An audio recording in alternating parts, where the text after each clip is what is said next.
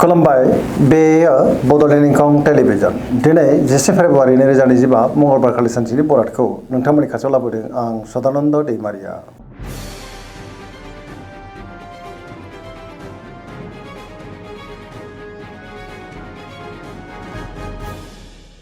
सिगां फरायनो लादों मेष राशि गिबि हांखो अ ल दिनैनि साना मोजां आरो गाज्रिनि गेजेरजोंनो बाबेलांनो हागौ। गोसोआव गोनो गोथो साननायबो फैनो हागौ। गुबुननि थाखाय दिनै नाङा फाङा जेंनायाव गोग्लैनांनोबो हागौ। गोसोनि साननायफ्रा देबारनांगोन।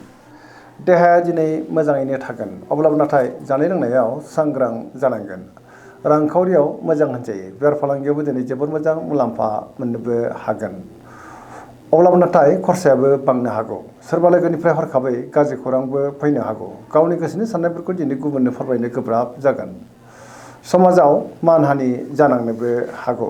मोनफ्रोमबो बिथिङावनो दिनै सांग्रां जानाया गाहाम। लाइमोनफोरनि गोसोआ दिनै जोबोर आला खाला जागोन।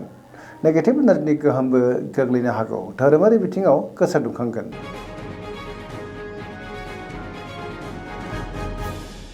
वृष राशि गिबि हांखो इ उ ब दिनैनि साना जोबोर मोजां। गोसोआव गोथों आरो गोग्गो साननाय फैगोन। गोदान खामानियाव आखाइ होजेननो हागोन। सोरजोंबा बाख्नायजानोबो हागौ। गुबुननि थाखाय दिनै गोबां मोजां खामानि मावनानै होनोबो हागोन। गोसोनि साननायफ्रा मोगथाङाव जाफुंनोबो हागौ। समाजाव मान मोननो हागोन। रांखावरियाव मोजां होनजायो। बेफार फालांगियावबो दिनै जोबोर मोजां मुलाम्फा मोनगोन। आयाबो बांनो हागौ। न'खराव बिसि फिसायनि गेजेराव अनलायनाय फैगोन। बिदा फंबायजों मोजां सोमोन्दो थागोन। देहायाबो दिनै मोजाङैनो थागोन। जायखि खामानि मावा मानो मोनफ्रोमबो खामानिखौनो दिनै गोरलैयैनो मावफुंलांनो हागोन। गोसोनि साननायफ्रा दिनै मोगथाङाव जाफुंनोबो हागौ आरो पजिटिभ एनार्जिनि गोहोम गोग्लैगोन।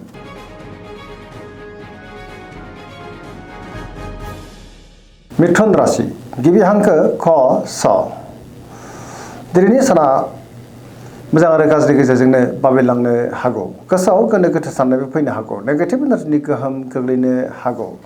गावनि गोसोनि साननायफोरखौ दिनै गुबुननो फोरमायनो गोब्राब जागोन। गोसोखौ जोबोद दरसि मोननोबो हागौ। गियाननि आंखाल जानोबो हागौ।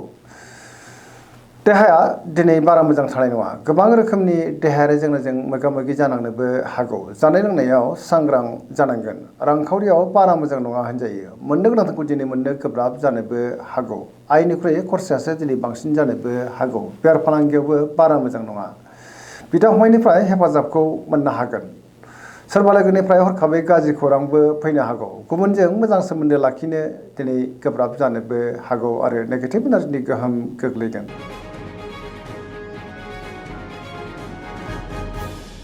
कर्कट राशि गिबि हांखो ड ह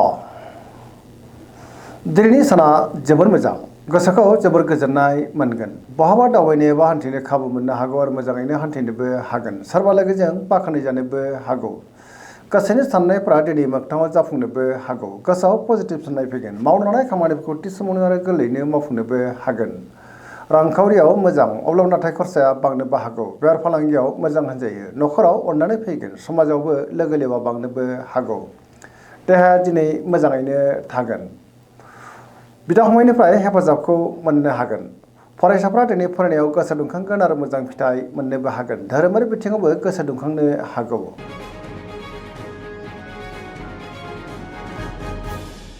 सिंह राशि गिबि हांखो म थ दिनैनि साना जोबोर मोजां।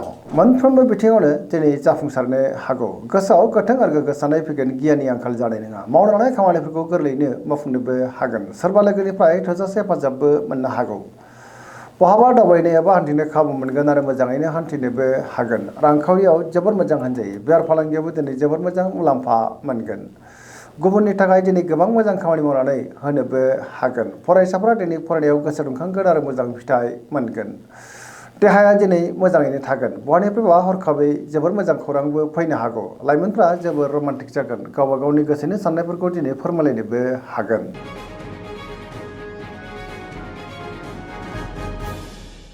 कन्या राशि गिबि हांखो प ट दिनैनि सानाव मोजां आरो गाज्रिनि गेजेरजों बाबेलांनो हागौ।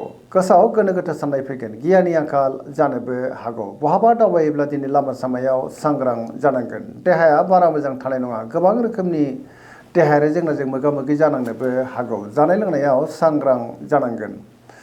रांखावरियाव मोजां अब्लाबो नाथाय खरसाया बांनोबो हागौ बेफार फालांगियाव मोजां होनजायो न'खराव बिदा फंबायनिफ्राय हेफाजाबखौ मोननो गोब्राब जानोबो हागौ अब्लाबो नाथाय पजिटिभ एनार्जिनि गोहोम गोग्लैगोन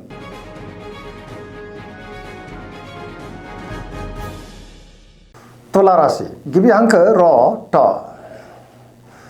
दिनैनि साना जोबोर मोजां गोसोखौ जोबोर गोजोननाय मोनगोन मोनफ्रोमबो खामानियावनो दिनै गोरलैयैनो जाफुंसारनो हागौ गोबां रोखोमनि जेंनाखौ दिनै गोरलैयैनो सुस्रांनो हागोन गियाननि आंखाल जानाय नङा सोरजोंबा बाख्नाय जानोबो हागौ मावनो लानाय खामानिखौ दिनै थि समावनो आरो गोरलैयैनो मावफुंनोबो हागोन देहाया दिनै मोजाङैनो थागोन रांखावरियाव मोजां मोननो गोनांखौ मोननो हागोन न'खराव बिसि फिसायनि गेजेराव अननानै फैगोन समाजावबो मान मोननो हागोन गुबुननि गोसोखौ गोरलैयैनो बोनोबो हागोन लोगोफोरनिफ्राय दिनै थोजासे हेफाजाब मोननो हागौ गोदान थांखि लानो रोंगोन सेंग्रा सिख्लाफोरनि गोसोआ दिनै जोबोर रमान्टिक जागोन आरो गावबा गावनि गोसोनि साननायफोरखौ फोरमायलायनोबो हागोन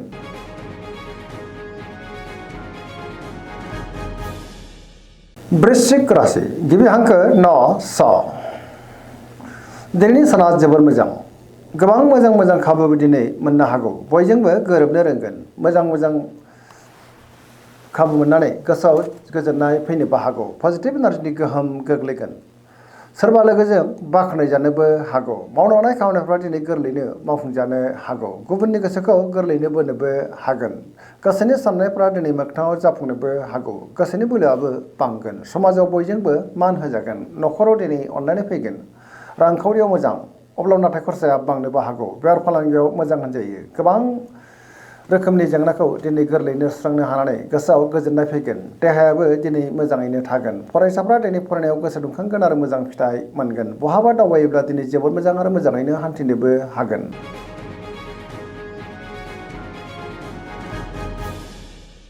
धनु राशि गिबि हांखो ध फ भ दिनैनि साना जोबोर मोजां गुबुननि गोसोखौ गोरलैयैनो बोनोबो हागोन गोबां मोजां खाबु दिनै मोननोबो हागौ सिगांनि बबेबा जेंनाया दिनै गोरलैयैनो सुस्रांजानोबो हागौ मावनो लानाय खामानिखौ थि समावनो आरो गोरलैयैनो मावफुंनोबो हागोन सोरजोंबा बाख्नाय जानोबो हागौ रांखावरियाव मोजां बेफार फालांगियावबो मोजां होनजायो समाजाव मान मोनगोन देहाया दिनै मोजाङैनो थागोन न'खराव बिसि फिसायनि गेजेराव अननानै फैगोन बहानिफ्रायबा हरखाबै मोजां खौरांबो फैनो हागौ आरो पजिटिभ एनार्जिनि गोहोम गोग्लैगोन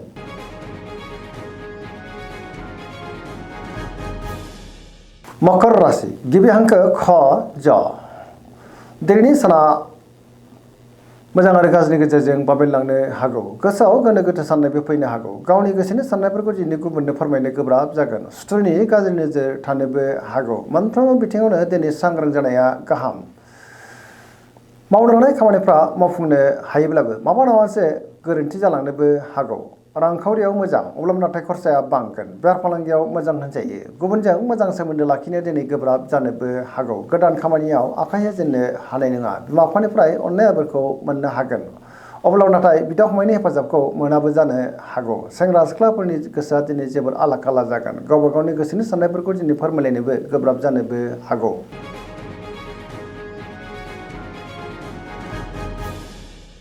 कुम्भ राशि गिबि हांखो ग स दिनैनि साना बारा मोजां नङा सोरजोंबा थगायजानोबो हागौ गोबां मोजां खाबुफ्रा दिनै आखाइनिफ्राय बारग'नोबो हागौ थार लोगोनि आंखाल जानोबो हागौ गोसोनि साननायफ्रा देबार नांगोन गुबुननि थाखाय दिनै नाङा फाङा जेंनायाव गोग्लैनांनोबो हागौ बहाबा हान्थिब्ला दिनै लामा सामायाव सांग्रां जानांगोन रांखावरियाव मोजां अब्लाबो नाथाय खरसाया बांनोबो हागौ बेफार फालांगियाव मोजां होनजायो गोबां रोखोमनि जेंनाजों मोगा मोगि जानांनोबो हागौ धोरोमारि बिथिङाव दिनै गोसो दुंखांगोन बिमा बिफानिफ्राय अननाय आबोरखौ मोननो हागौ सोरबा लोगोजों एना एनिबो जानो हागौ गोसोनि साननायफ्रा गोरोबलायाबो जानो हागौ फरायसाफ्रा नाथाय फरायनायाव गोसो दुंखांगोन आरो मोजां फिथाइ मोननोबो हागोन